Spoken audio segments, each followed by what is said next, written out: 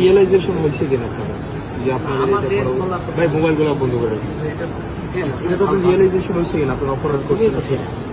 আমরা তো ছিলাম বলতেছি স্যার, আমরা তো আপনারা অপরাধ করছেন যে ছাত্রলীগ নির্যাতন নিপীড়ন করছে, আপনারা এগুলার ইন্ধন দিচ্ছেন, এগুলা নিয়ে স্যার আপনার অনুতপ্ত কিনা স্যার? তোমার কথাগুলো কেমন না আসলে কেমন না স্যার? আপনি তুমিও তো আমাদের মধ্যে না, আমি আপনাদের মধ্যে ছিলাম না, আমি আপনাদের বিরোধিতা করছি না, আমি আপনার বিরোধিতা করছি। আপনি আমার জঙ্গি ট্যাগ দিয়েছিলেন ওই ইয়াতে রেস্টা বিল্ডিং এ, আপনি বলছিলেন আমি জঙ্গি। তুমি জঙ্গি? আপনি আমি এটা বলছিলেন স্যার। এবং না স্যার, বিশ্ববিদ্যালয় স্যার আপনাকে সাক্ষী রেখে ছাত্রলীগ নির্যাতন নিপীড়ন করছে, তখন আপনারা কিছুই বলেনি।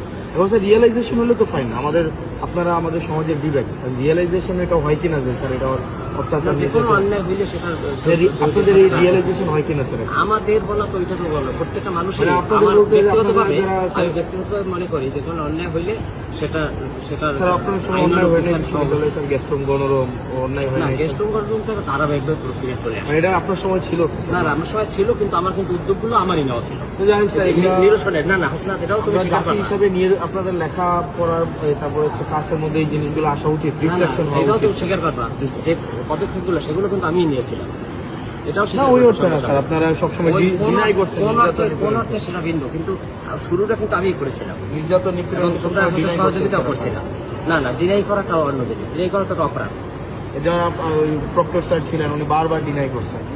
না না, ডিনাই ইতিহাস সবাইকে ভালো থাকবে, শুভকামনা।